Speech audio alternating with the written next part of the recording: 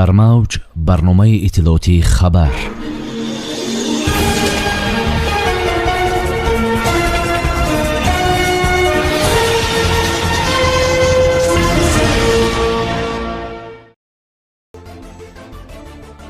дар душанбе форуми байналмилалӣ баргузор мегардад.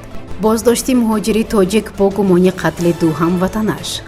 наҷоти 3 нафар дар дарёи Сир, ки дар ҷои мамнӯъ обозӣ мекарданд. дар ғезан картошка мешинонанд. роҳи пуштакӯҳ мумфарш мешавад. дар шаҳри душанбе форуми байналмилалии инвеститсионӣ доир ба татбиқи саҳми дар сатҳи миллӣ муайяншудаи Тоҷикистон оид ба коҳиш додани ихроҷи газҳои гулхонаӣ ва семинари минтақавӣ оид ба маблағгузории иқлимӣ барои давлатҳои Осиёи марказӣ ва Қавқози ҷанубӣ баргузор мегардад. иттилоъ медиҳад Амид Ховар. дар чорабиниҳои мазкур иштироки роҳбарият ва намояндагони созмонҳои байналхалқӣ ва минтақавӣ, шарикони рушд, мақомотҳои ҳифзи муҳити зисти давлатҳои минтақаи Қавқоз ва Осиёи марказӣ, инчунин вазорати идораҳои дахлдори ҷумҳурӣ ва бахши хусусӣ пешбинӣ шудааст. зимни баргузории форум нақшаи молиявии татбиқи саҳми дар сатҳи миллӣ муайяншудаи Тоҷикистон оид ба коҳиш додани ихроҷи газҳои гулхонаӣ, ки бо кӯмаки техникии Бонки Осиёи рушд таҳия гардидааст, муаррифӣ карда мешавад. инчунин дар чорабинӣ муҳокимаҳо бо роҳбарият ва намояндагони созмонҳои байналхалқӣ ва шарикони рушд оид ба имкониятҳои ҷалби сармоя дар татбиқи ҳуҷҷати мазкур низ пешбинӣ шудааст. ҷасади ду шаҳрванди Тоҷикистон дар яке аз хонаҳои шахсии шаҳри Каскелен пайдо карда шудааст. иттилоъ медиҳад пулисии вилояти Алмату.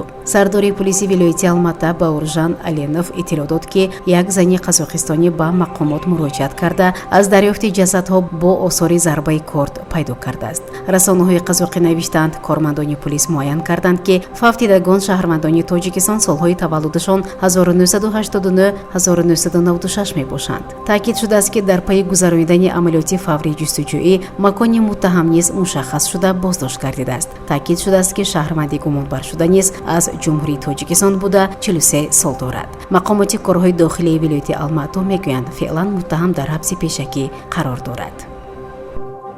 санаи 2 июли соли равон ҳангоми навбатдорӣ дар соҳили дарёи Сир дар шаҳри Хуҷанд имдодгарони раёсат шахсонеро мушоҳида карданд, ки ғарқ мешуданд. бо дурбини ин лаҳзаро дида навбатдор ба наҷотдиҳандагоне, ки ин лаҳзаҳо дар дохили об буданд, дастури кӯмакӣ фаврӣ дод.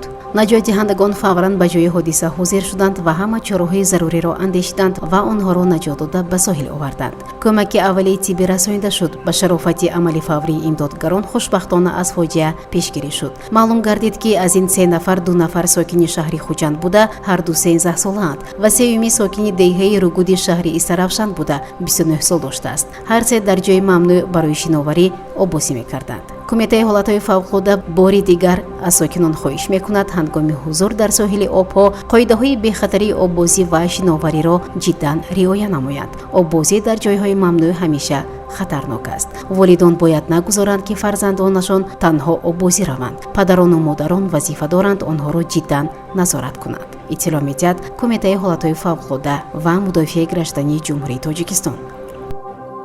кишоварзони кооперативи кишоварзии Моғиёни шаҳри Панҷакент дар 3,5 гектар заминҳои мавзеи хизани поён баъди дарави ҷав ба шиноидани картошка шурӯъ карда буданд. ҳоло дар ин замин даҳу нафар саҳмдорон ба кишти картошка машғул ҳастанд. бо фармоиши хоҷагӣ тухми навҳои серҳосил аз Федератсияи Русия ворид карда шудааст. барои бо об беҳтар таъмин намудани майдонҳои кишти картошка, ҷиҳати насби пойгоҳи обкашӣ ва ҳавзҳои таҳшинкунии об низ корҳо оғоз шудааст. кишоварзи собиқадор сокини 88 солаи деҳаи ғезани поён мамлакат Субҳонова низ ба майдони кишти картошка омада ба ҳамдиҳагон маслиҳатҳо додааст. раиси шаҳри Панҷакент Абдухолиқ Холиқзода бо рафти кишти картошка шинос шуда бо ин зани меҳнатӣ ва кишоварзон суҳбат намуда ба онҳо барор орзу намуд. сарвари ҷамъияти дорои масъулияташ маҳдуди васли Моғиён соҳибкор Далер Юсуфов дар ҳамкорӣ бо зодаи дигари деҳаи Пуштакӯҳ соҳибкори муваффақ ҳоло сокини Федератсияи Русия Зоҳир Ҳасанов тасмим гирифтанд, ки кӯчаҳои зодгоҳашонро мунфарш кунанд. ин иқдоми онҳоро мақомоти иҷроияи маҳаллии ҳокимияти давлатии шаҳри Панҷакент дастгирӣ намуд ва мутахассисону техникаи муассисаи давлатии истифодаи роҳҳои нақлиётии шаҳрро ба ин кор сафарбар кард. ҳангоми сафари корӣ ба ҷамоати деҳоти мохён раиси шаҳри Панҷакент Абдухолиқ Холиқзода бо рафти мунфаршкунии роҳҳои ҳудуди деҳа шинос шуда, ин ташаббуси соҳибкорон ва сокинони деҳаро арзандаи ситоиш ва дастгирӣ унвон карда, ба онҳо барор орзу намуд. тавре иттилоъ дода шуд, соҳибкорон бо харҷи наздик ба 1 миллион сомонӣ наздик 3 километр роҳҳои ҳудуди деҳаро мунфарш мекунанд. дар мавҷ барномаи иттилоотии хабар.